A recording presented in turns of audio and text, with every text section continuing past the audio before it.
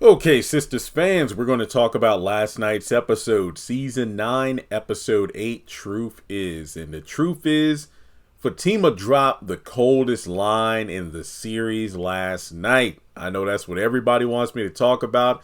Well, I can actually tell you right now, before recording this video, I recorded 3 videos this morning.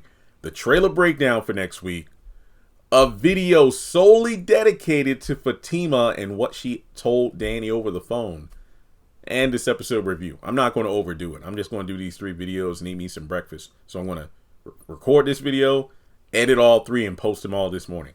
You're welcome. So, unfortunately, I had to give this episode a 2 out of 10. Also, if you didn't watch the live stream last night, we had a grand old time. I think at max we had over 400 people up in there. And as the live went on, it first started off like, a 2, Jeremy? But then as I explained, they're like, okay, I see why you gave it a 2. Because simply put, everybody was kind of at their worst last night. And I didn't like that whatsoever. It just felt like, well, not everyone was at their worst, but let's just say the majority of the main cast was at their worst. I want to say, I think all the women. Well, look, I don't think Fatima was at her worst whatsoever, but and I can't believe it, but a good chunk of fans are mad at Fatima now. And I'm like, what? And I'm not saying that out of glee, like, ha ha, I told you she don't want nothing. No, that's not it at all. I'm genuinely surprised because typically I'm in the minority of Fatima wrong for that. Jeremy, you need to stop. But at this point, based off what she said, admitting, or aka Truth Is, the episode title, I felt relief when the stillborn was revealed to be Zach's. And I'm like, what? I can't believe she said that. Now, it's one thing for her to say it. And I think we can all understand why Fatima feels the way she feels and why she felt that way in that moment. But I was confused as to why she would express this to Danny as opposed to a neutral party like Angela. But we'll get to that, and check out my video. Please do that. Now, before moving forward, please take a moment to hit like and subscribe. Follow me on social media. Links are in the description below. We are about 3,050 people away from 300K subscribers. So please hit subscribe. And let's jump in. So as usual, I will kind of just glaze over the stuff I really don't care about, which is the Sabrina stuff. Now, I will say up front, and I can't believe I'm saying this, Maurice and Paige were the MVPs of this episode. Yeah, I know, right? I can't believe I'm saying that either, but they're the comedic duo I did not know I needed. And what's even funnier is when Paige's brother Dylan shows up, she kind of jokes around about the fact like, oh yeah, he's my work bestie, and me and him ought to have our own sitcom together. I'm like, look, are y'all low-key trying to like promote a Paige and Maurice spinoff? I ain't going to hold you. I would low-key watch that. I mean, to be completely honest, I could use some lightheartedness because of just the nonstop senseless drama in this series now. Because this episode just set so many characters back, it's not even funny. And I'll touch upon it right now, and I'll elaborate on it a bit later. But I think what really got under my skin the most was Zachary Taylor. Because this episode, the way he was acting made it seem like what went down last week at Karen's apartment, where it felt like there was a sense of closure, like that meant absolutely nothing. And it's like, what the heck did we sit through that for? But I ain't gonna hold you. And I said this in my trailer breakdown. I was hoping Frank would whoop Rich's behind. You know, he got that old man strength. But when Frank said, oh, Sabrina, I'll be waiting over there. And Sabrina, like, you know, touched his shoulders like, okay, I'll be right there. Didn't Rich grab her wrist and, like, bring it down? Like, get your hands off. I was like, whoa now. Like, I ain't the biggest Sabrina fan. You all know I can't stand this stupid storyline, but I ain't playing that. Like, nah, man, like, keep your hands to yourself. Like, what are you doing, man? That ain't cool. It's just like when Zach grabbed Karen at the steam plant and then he and Aaron got into that big fight. I was like, look, man, Zach, I don't like Karen, and I don't like the way she's moving, but you ain't even have to grab her like that, bro. So I felt the same way about Rich doing this. And thankfully, this whole Rich crap wasn't long. Like, Sabrina pretty much said, shove off. And then that's when Maurice and Paige told him off too. And he went to go cry in the corner for the rest of the episode. Like, I just really do not understand what he's even here for. So then that's when Andy bumps into Sabrina and they talk about, hey, what are you doing here tonight? Oh, yeah, get my swerve on and go. And that's when we have Sabrina playing the whole victim thing about, being the nice girl hasn't worked out for me. It's like being the nice girl led to one guy leaving me for a white chick. Calvin did not leave your dumb self. That man asked you on 2 or 3 occasions, do you want to be exclusive? You turned him down. And then you started dating Rich. And then we had the 3-month time jump. And that's when Maurice revealed that Calvin left with a white girl. So you were in your feelings about, he didn't even say goodbye? Sabrina, let me ask you, during your 3-month relationship with Rich, during that time skip, how many times did you reach out to Calvin to say hello? But now that he opted to leave to go away with someone who was actually interested in him, you want to get butthurt over it. So yeah, she's crying victim. And she does bring up Penelope, the whole Rich thing. And Andy's like, wait, I knew I didn't like her. And it's like, okay, so you're not going to tell Andy the fact that you broke up with Rich before you saw him together? Sure. So then that leads to just another instance of, wait, but last week didn't Sabrina is leaving with Frank, which goes against Paige's lesson to her about not, going home or bringing home a stranger on the first night. And then Maurice saying, like, if you do have sex with a man, you better kick him out. Like, don't let him stay the night. So she's going to bring this complete stranger over to her apartment. And Sabrina's like, okay, well, he's going to get the valet. How about me and you have a drink? Because it looks like you've been going through it. Oh, no, it's fine. And then that's when Sabrina leaves. And then Maurice and Paige see Andy walking over to Dr. Vaughn on the other side of the room. And they taunt Rich from a distance. So, there's that. And also, Paige actually sips on coffee rather than tea, knowing about Andy messing around with married men. And the fact that Maurice dealt with Q, the bank robber, and stuff like that. So let me just get to this real quick. So we go over to Sabrina's apartment, and Frank and her are on the couch. So she's drunk as a skunk, and he's trying to get a gauge on what she's into because, I've never done this one night thing. And I ain't gonna hold you. The way Sabrina was all tipsy and whatnot, and I know somebody during the live stream like, Jeremy, you watch your words now, talking about the Me Too. And I'm thinking to myself, Sabrina's the kind of woman, she always plays the victim. And given the fact that she was drunk, I don't think I would want to be in a position like that with Sabrina, due to the fact that if something doesn't go right or she feels like something went wrong, he took advantage of me. Like, what? I feel like she gives all that kind of energy. I'm sorry, but she does. So what's crazy to me is that Sabrina is all for like damn near ripping this man's clothes off and going at it. And then he like touches her hair and asks if it's real. And then is asked like, are you into, hair pulling and stuff? What? No. And then she rushes to the bathroom to call Maurice. And Maurice is like, girl, you better go in there and let him do it and send him on his way. And the crazy part is that leads to him not being able to get it up. And we do have this funny moment where she's talking for Siri named Nova, which I think is a very cute nod to Sabrina being played by Novi. But it's the hypocrisy of, so you can make fun and ridicule this man for not being able to get it up, yet you get offended at him asking about your hair. Double standard much? So he gets put on the couch. which again, I thought he wasn't supposed to spend the night. But Sabrina looks good. But either way, I just don't like her character. Oh yeah, side note, Pam stops by the bar. She has some little bit of banter with Paige and Maurice. Nods to Beyonce. Haha.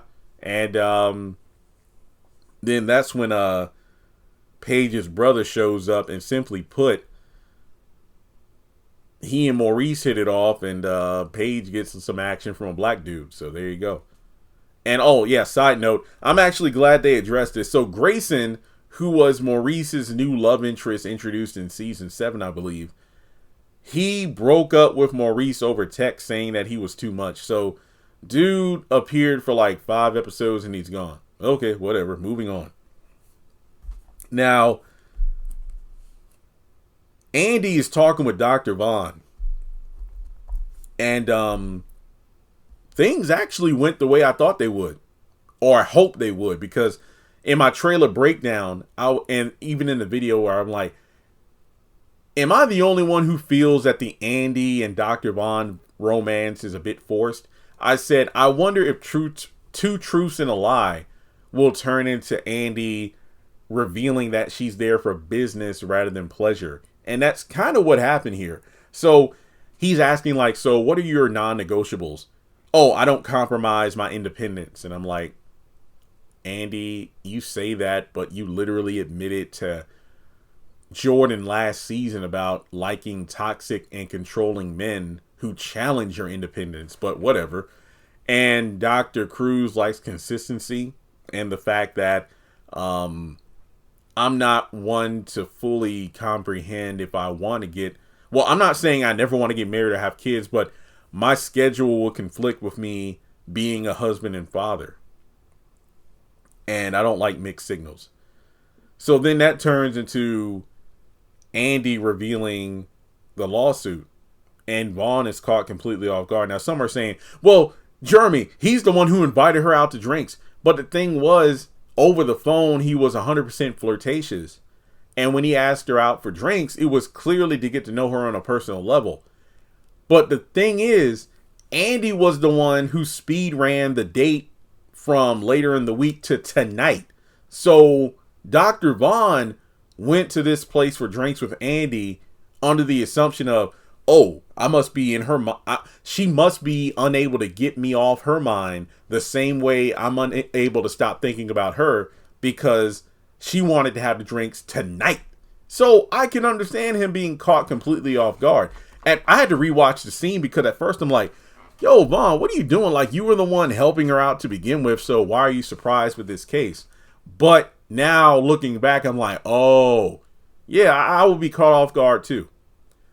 But the thing is, he does reveal how he's never dated black women. And I feel like this is a stereotype that, you know, black women need to be easier on black men about, because black men who have never dated or don't typically date black women aren't necessarily haters to their own race.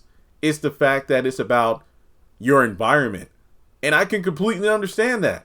Because for me personally, I used to get flack for this. Because of the fact that when I was growing up, most of the black girls were mean to me. Because I was too quiet. I was too reserved. I wasn't like the outgoing dude, like, you know, good at sports and whatnot. I was the bookworm. I was constantly called Carlton Banks because I talk with proper English. And then my sister was mean to me too. So it's not like, you know, I had the best experience with black women at the house, you know, and even in school. And then as I got older and was taking classes that were like college level or AP, there weren't a lot of black girls in my classes. I was surrounded by white girls. So I had a interest in white girls because since I was a kid, white girls were like the only females who were kind to me. So then when I went to Liberty University College, it was a melting pot, but the black female ratio was extremely low. So in terms of Dr. Vaughn, I can completely understand him being in a career field where there aren't a lot of not a lot of black women. And then when Andy's like, oh, so what about black doctors, black nurses? Well, I think that's a bit unethical. Well, then again, my own personal code is to not date coworkers, but thankfully Andy didn't give him a hard time about it. So he did explain himself. But it's kind of like, why put this man's career on the line? Like, he's done enough to help. And like he said, hey, I'm already in hot water. I'm already on thin ice because next week I have a meeting with the board over the whole situation of me taking over for Dr. Cruz with your girl Karen. So I don't know. But then again, Vaughn, Andy was asking you some pretty confidential things and you answered them. You gave details. So you kind of should have known what was going to happen. I don't really know whose side to take here. Now, I don't really feel like Andy. So I get it. You're championing for not just Karen, but other black women, past patients of Dr. Cruz, including your girl Karen, and to prevent future patients from dealing with his negligence. But at the end of the day, if Dr. Vaughn loses his career, who's going to look out for him? Why does he have to be the martyr? He saved your friend's life and her baby. Well, the one baby that did survive. Why you got to do him like that? Okay. So from there, I'll be brief with this. So Tony is a couch potato. That is the simplest way for me to describe the situation where Danny comes home from, taking care of Karen and just finds Tony living his best life in the couch of luxury. I am kind of confused because, hey, I'm all for him enjoying his relaxation time. I mean, he said it best, and I can't help but agree. Number one, he's not broke. He just is unemployed. And it's only been how long has it been? Like 1 or 2 days, right? If that.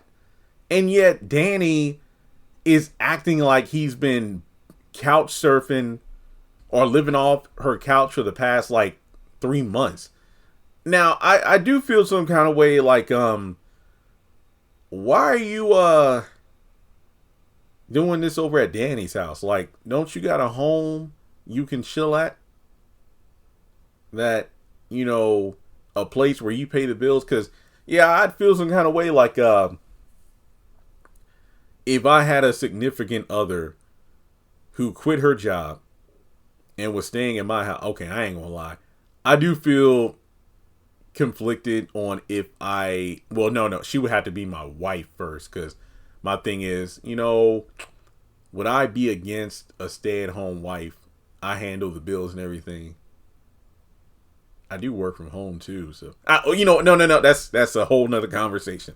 But yeah, it's like, why are you over at Danny's running up her electric bill, eating up all her food? Like, what's going on with that? And I said online, I don't feel bad for Danny because look, season 2 and season 3, you had Rodeo. You invited him to stay at your place. Man paid 3 months of rent in advance. The man worked too. Remember, he said his commute from Danny's apartment to the farm was hours. It took a couple hours to get there, a couple hours to get back. And he was actually going to try to find a house that was kind of like in the midway point, so he wouldn't have to drive such a far distance. And on top of that, regardless of the commute, he made sure that by the time Danny came home from work at the airport, unlocked the door, kicked off her shoes, put her keys down, the apartment was clean, and he was in the kitchen either serving or just about to finish cooking a home-cooked meal. And all he did, was ask Danny, how was your day? And what happened? You're around too much, Preston. I'm sick of you being here. And now look at you. You got a couch potato. Someone who doesn't clean, who doesn't cook. I ain't mad. Dude was going to order takeout. I think he said he was going to pay for it too. But still, it's like, you can't complain. Like, I don't care. You did this to yourself. And to constantly pester this man about finding a job when you're the one who made him. Hey, I said it a few reviews ago. I said, and I made sure I said it like 8 times within the span of 2 minutes.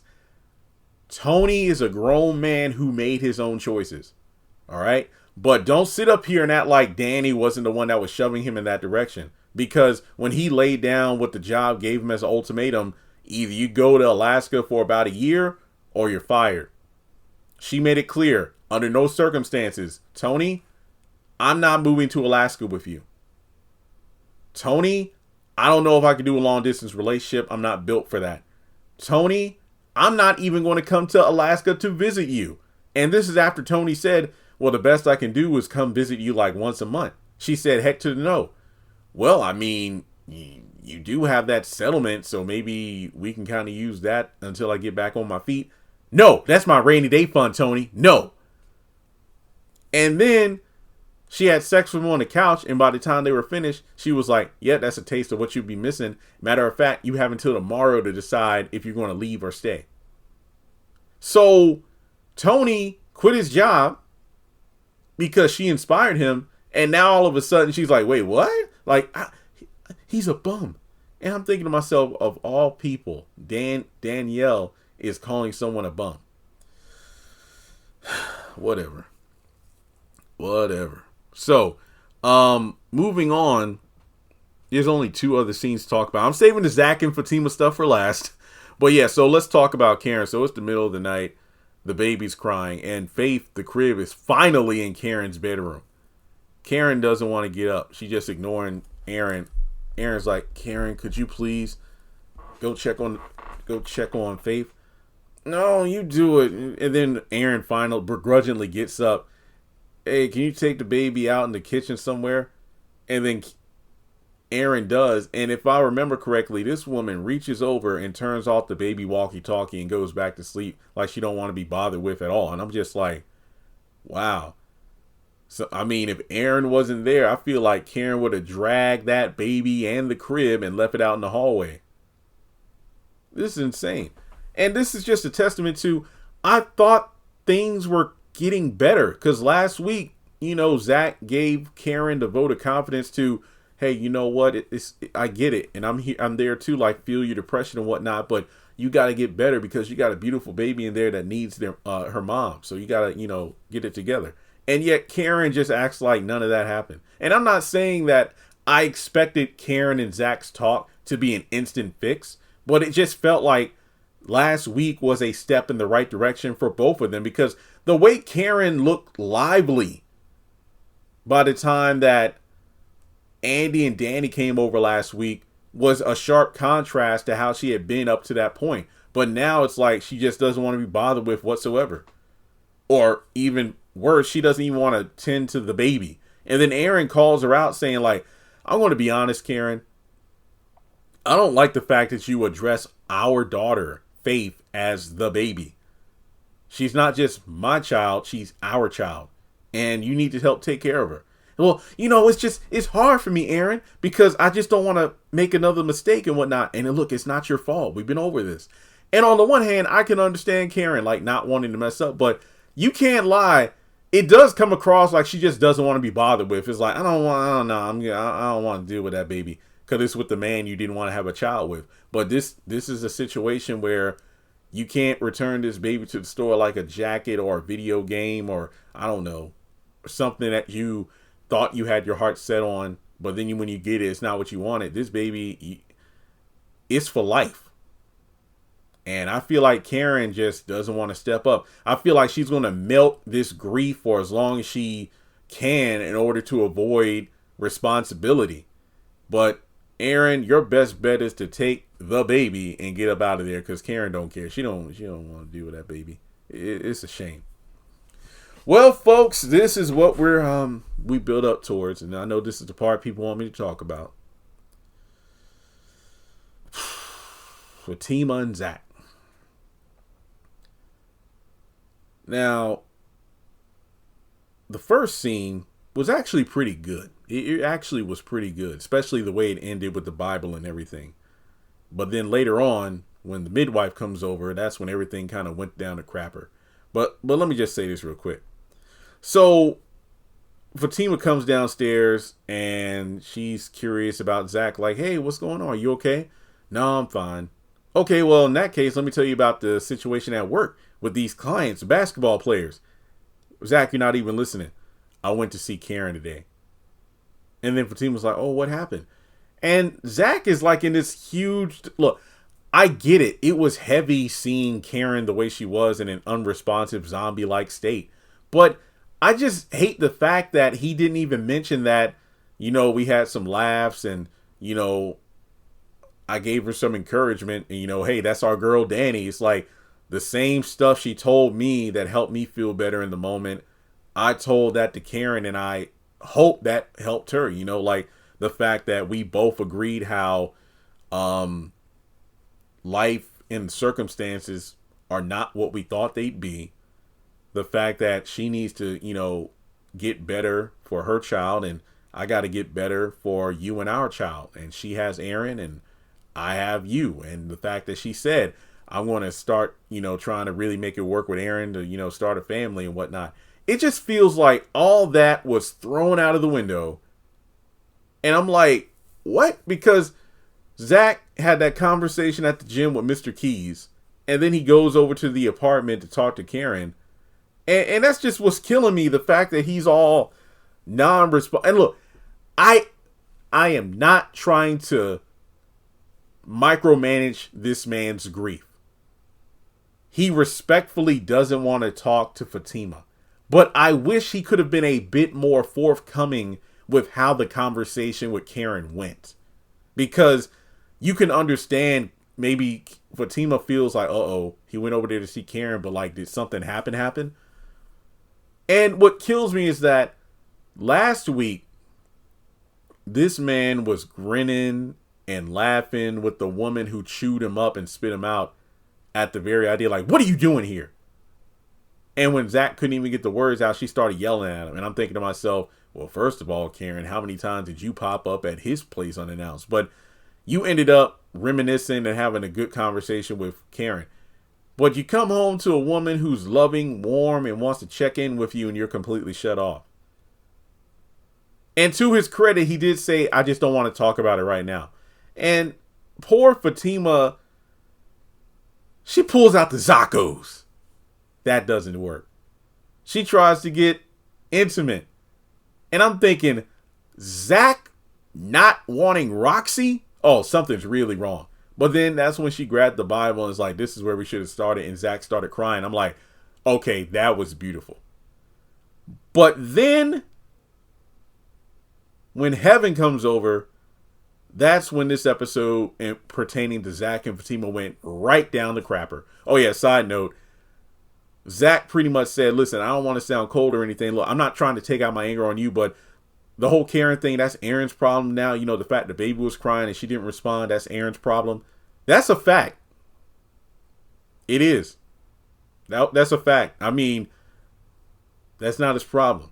So, because look, I got you and I got our baby and that's all that matters.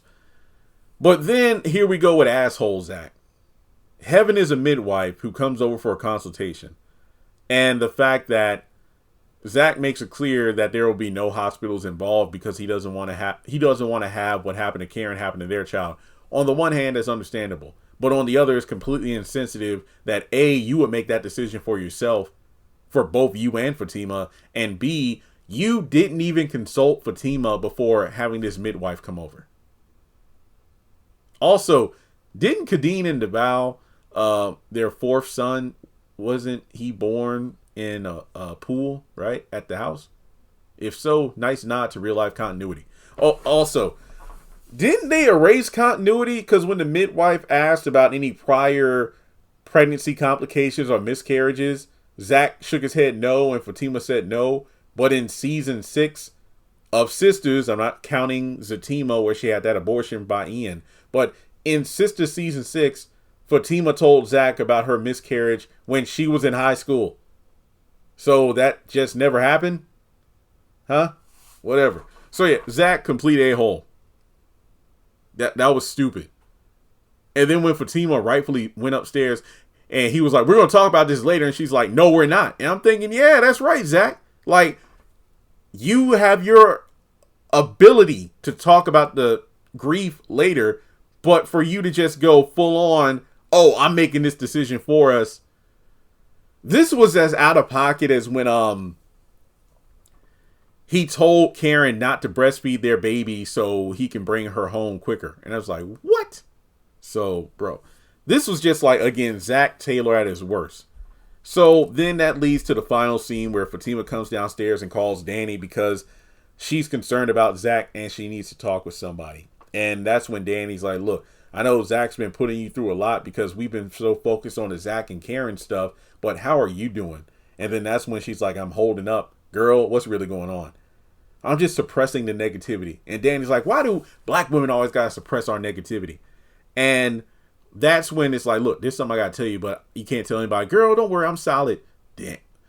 Fatima doesn't really know about Danny's tendency to run her mouth, either when A, she's pissed off with a person, or B, she's high. But this goes into what I said in my other video. I don't necessarily have an issue with what Fatima said. She did drop the coldest line in the history of Sistas, but I think I'm more so confused as to why she opted to tell a person in Karen's friend group this as opposed to a completely neutral party such as Angela. Listen, I wouldn't wish what happened to Karen on anyone, and I hate that she lost the baby, but part of me was relieved when it was revealed that the stillborn was Zach's. Zach was on the stairs, he overheard and went back upstairs. And Fatima turned her head around like she heard something, but by the time she did, Zach was already gone, and that was the end of the episode. And as I said before, I did a completely separate video, well over 10 minutes long, going into details on my thoughts on this. But to kind of sum up things really quick, Fatima is free to feel the way she feels. It's similar to like when Andy felt relief at seeing Gary stabbed on the floor. But then I couldn't imagine a world without Gary in it. Am I a monster for feeling relief? After all the hell he put you through, despite the fact that you were kind of an active participant in that hell. But with Fatima, you got to understand, what she said might come across as cold, but at the same time, think back to all the hell Karen has put her and Zach through for the past several months. Basically, her entire pregnancy. That was just a small taste of what they'd be in for the rest of their lives, had that baby survived. So you cannot tell me you don't understand Fatima's feelings on this. But, as I said, I don't know why she would tell Danny. I mean, sure, you could argue that Danny's kind of a neutral party herself, where she's kind of in between. She's the sister that Danny can, Fatima relates to the most. Ain't no way in heck she would tell Andy that. But at the same time, it's like,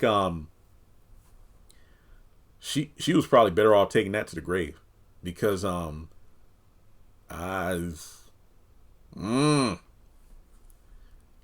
her face at the baby shower? When Zach and Aaron were, happily like, hey, we're double baby daddies. And Fatima was just standing there like, ugh. And it's like, yeah, the only reason she went was because Karen actually invited her. But you could tell how uncomfortable that was. And I understand it. But yeah, overall, this line has a lot of people talking. And as I said, I don't think many or any of these characters really came off in their best possible light. From Karen neglecting the baby, Danny second guessing the Tony situation, even though she played a hand in his current predicament, Rich for grabbing Sabrina for bringing a stranger home. Andy is debatable because I do feel like, hey, it's strictly business for her. But like I said, most of these characters, and Zach was the absolute worst, in my personal opinion. As bad, as annoying as Sabrina can be, and as frustrating as it is to see Karen neglecting her daughter, I think Zach came off the worst. But most would actually say Fatima based off what she said. So, let me know your thoughts in the comments below, and I'll catch you in the next video.